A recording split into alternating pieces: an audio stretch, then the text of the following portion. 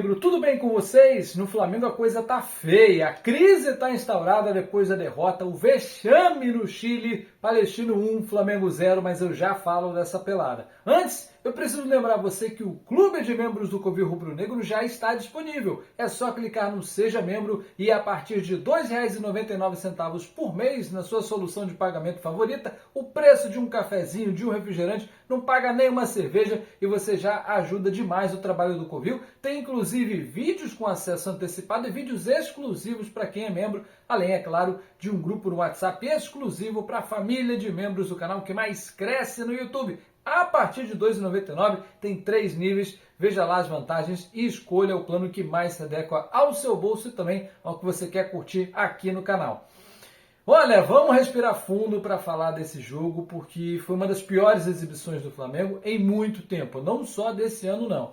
É um time absolutamente modorrento no primeiro tempo, chutou tudo que viu pela frente. Acertar o gol já são outros 500. Jogamos em Coquimbo, não em Santiago, porque o estádio do Palestino, aliás, vários dos gramados indicados pelo Palestino não foram aprovados e só mesmo o de lá de Coquimbo, já na parte litorânea do Chile, é que foi aprovado. Não que fosse muito bom, ainda teve chuva, um certo frio, mas isso não é desculpa, não pode ser desculpa para um elenco bilionário com B de bola e com folha salarial 25 vezes maior que a do Palestino. Entramos em campo hoje com a equipe, digamos, considerada titular. Ausências aí de Pulgar, por conta de lesão, e Arrascaeta poupado, e o Varela com um problema na costela foi poupado também. Então entramos com Rossi, Wesley, Fabrício Bruno, Léo Pereira e Vinha, no lugar do Ayrton Lucas, assim como na semana passada, Alan,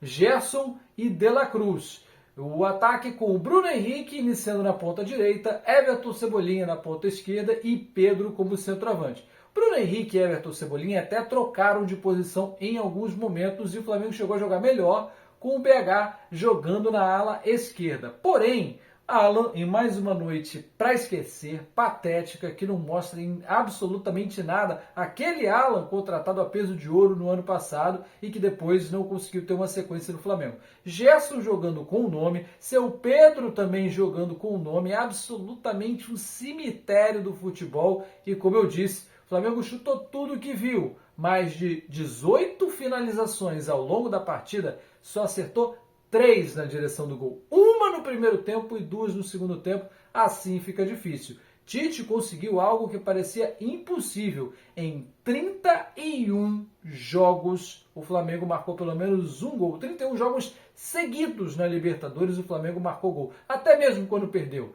Não conseguiu fazer isso hoje com uma das equipes mais fracas, uma equipe que veio da pré-Libertadores e que passou nos pênaltis. Eliminou o Nacional do Paraguai, que hoje está jogando lá a Sul-Americana no grupo do Corinthians, inclusive, e um time muito frágil tecnicamente. Eu vi esse jogo no Maracanã e aqui foi 2-0 com a sensação de que cabia mais. O time do Flamengo poderia produzir mais, mas foi preguiçoso naquela partida e hoje entrou sem absolutamente nenhuma vontade. Um primeiro tempo muito ruim e um segundo tempo em que a gente foi dominado pelo Palestino e o gol saiu naquilo que é praticamente um pênalti há décadas no Flamengo. A bola aérea. Escanteio na área do Flamengo, a zaga rebate mal e aconteceu um gol exatamente como foi o segundo gol do Botafogo poucos dias atrás. A zaga rebate mal, deixa a sobra na entrada da área com o jogador livrinho e aí no caso o Cornejo foi lá e deu um chutaço que o Rossi brincou na coletiva. Péssimo momento para fazer brincadeira, né, Rossi?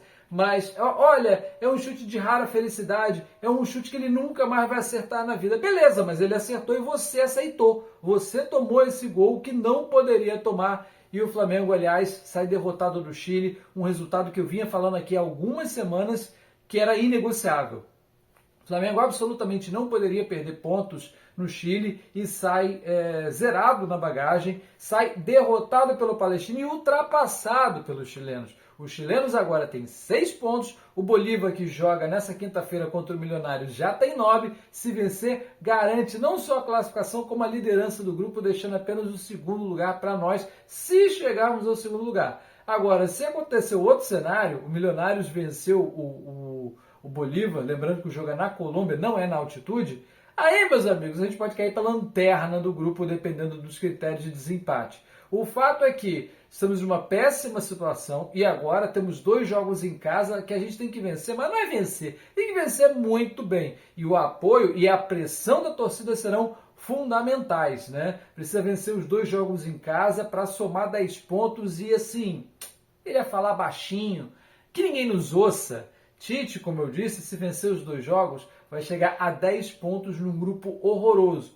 O horroroso Paulo Souza, que alguns rubro-negros não devem ter nenhuma lembrança boa, fez 16 pontos na fase de grupos da Libertadores, com um grupo muito semelhante, um grupo de times fracos, e vale lembrar que esta é a 2ª Libertadores seguida que o Flamengo vai terminar a fase de grupos sem vencer um jogo fora de casa, pegando nesse meio tempo Alcas, Nublense, né, times horrorosos, estreantes em Libertadores e dessa vez, mais uma vez, o Palestino que não tem tradição nenhuma. Você não vencer a estreia contra o Milionários, ainda tinha lá alguma desculpa, vai. Não vencer na altitude, beleza, né? Perder o ponto na altitude, perder o jogo na altitude, já era esperado, era uma derrota já contratada. Agora, não ganhar desse Palestino horroroso que penaria na Série B do Campeonato Brasileiro, se bobear, penaria para se manter na elite do Campeonato Carioca, meus amigos. É muito fraco esse Palestino e o Flamengo conseguiu essa façanha, esse vexame de perder lá no Chile. O fato agora é o seguinte, um time banana, sem reação, já chegamos a 7 meses de trabalho do Tite. E o que ele menos fez foi trabalho, porque só ficou no lero-lero, no jogo posicional, que não deu certo, preso às suas convicções e começa a ser muito questionado. Foi xingado pelos torcedores que estavam lá no Chile, né? O estádio vazio, a 500 quilômetros da cidade deles, um time que já não tem muita torcida, então deu para ouvir bastante nos microfones da ESPN os torcedores do Flamengo reclamando muito, vaiando o Gerson ao longo da partida, vaiando o Tite no encerramento, e ele veio para a coletiva também sem vontade nenhuma, assumindo a sua responsabilidade, isso pelo menos é importante, mas era o mínimo também. Ele que bancou esse elenco, ele que escolheu alguns dos reforços, está preso a essa convicção. Ele diz que jogou 4-4-2 contra o Bragantino. Não é verdade. Diz que jogou de forma diferente contra outras equipes e não é verdade. É só ver, gente. Não adianta brigar com a imagem. Ele, até contra o Amazonas, única equipe que esse time conseguiu vencer em 5 jogos. 5 jogos. Uma vitória em cima de uma equipe da Série B do Campeonato Brasileiro. E nesses 5 jogos, contra Palmeiras, Bolívar, Bragantino, Amazonas e agora o Palestino, em 5 jogos fez 3 gols. O ataque mais valioso da América Latina, da América do Sul pelo menos, fez 3 gols em 5 jogos contra adversários minimamente difíceis. E 2 adversários difíceis, né? Tem aí o Palestino e o Amazonas, né, que são de níveis bem semelhantes. Aliás, o Amazonas tomou 3 da Ponte Preta. Está sem o seu principal jogador preso por pensão alimentícia. O Palestino tomou 4 do Bolívar lá no Chile, né? Lá no Chile, não é na altitude não, tomou 4-0 lá no Chile. Não tem justificativa para a bolinha que o Flamengo está jogando, para esse trabalho absurdo, assim, que foi só um encantador de serpentes. Até aqui não jogou, não teve uma sequência de bons jogos. Desde o São Paulo, o Flamengo não atua minimamente decente e vem caindo de produção cada vez mais. Agora, a grande dúvida que fica é se o Campeonato Brasileiro vai parar, né? E aí, independente se isso vai ser bom ou ruim para o Flamengo. Todo mundo sabe, o Rio Grande do Sul está debaixo da água já há vários dias, Porto Alegre não tem a mínima condição nem de sediar jogos, seja no estádio do Grêmio, seja no estádio do Inter, e o aeroporto está fechado, o aeroporto está inundado. Eu acho, aí cada um tem a sua opinião, para mim o Campeonato Brasileiro teria que ser paralisado em nome da isonomia. Não adianta a gente achar que vai ganhar vantagem, porque vai ficar com um monte de asterisco na tabela, Grêmio e Inter vão ter que jogar praticamente dia sim, dia não, e Juventude também, né, os 3 gaúchos, vão ter que jogar praticamente dia sim, dia não, como foi na pandemia lá no final do campeonato. Com isso eles vão estar cansados e não vão somar pontos, são menos 2, 3 adversários aí na briga pelo título. Não adianta pensar assim, não adianta pensar de forma egoísta, porque todo mundo é afetado. Se adiar os jogos dos times gaúchos, todo mundo vai ser afetado. Quer ver um exemplo? Flamengo e Grêmio do dia 26 de maio não vai ser realizado, vai ser adiado esse jogo, né? Os jogos estão adiados pelo menos até o dia 27. Então, por 3 semanas, os jogos envolvendo as equipes do Rio Grande do Sul estão indefinidamente adiados. Sabe-se lá quando o Flamengo vai enfrentar o Grêmio, esse, no caso, o jogo no Rio de Janeiro. Mas eu volto a dizer, não tem nem aeroporto disponível em Porto Alegre. Então, nesse momento em que deveria haver uma união, uma empatia dos clubes, os clubes Flamengo, São Paulo, Corinthians, o Palmeiras, divulgaram um manifesto praticamente igual. Olha, nossos CTs estão aqui à disposição de vocês, os nossos estádios estão à disposição de vocês, vocês podem jogar aqui. Mas em nenhum momento grandes clubes do futebol brasileiro levantaram a bandeira. Não, tem que parar, vamos segurar aqui 2, 3 semanas e ver o que acontece, ver o que... A Conmebol adiou os jogos também de forma indefinida. Então, acho que o futebol brasileiro deveria parar de olhar um pouco mais para o seu umbigo e discutir, pelo menos sentar e discutir. A decisão que a CBF tomou é absurda em vários níveis. Você pode concordar ou discordar comigo. Agora, o fato é que não tem condição dessas equipes atuarem e os outros times vão ser prejudicados. Como eu disse, o Flamengo tem um jogo só na tabela nas próximas semanas envolvendo gaúchos, mas vai acabar dando prejuízo para todo mundo lá na frente.